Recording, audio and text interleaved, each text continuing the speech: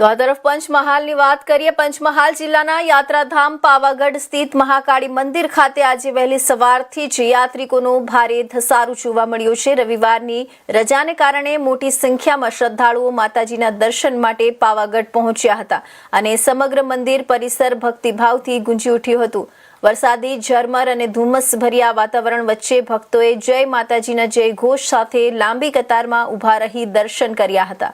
વાદળોથી ઘેરાયેલા પાવાગઢ ડુંગરનું કુદરતી સૌંદર્ય પણ આ સમયે વધુ આકર્ષક બન્યું હતું, જેના કારણે યાત્રિકોનો અનુભવ વધુ યાદગાર બન્યો હતો.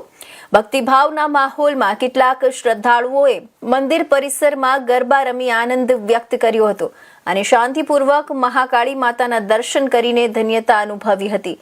મંદિર ટ્રસ્ટ અને સ્થાનિક પ્રશાસન દ્વારા ભીડ નિયંત્રણ માટે તમામ જરૂરી વ્યવસ્થાઓ ગોઠવવામાં આવી હતી.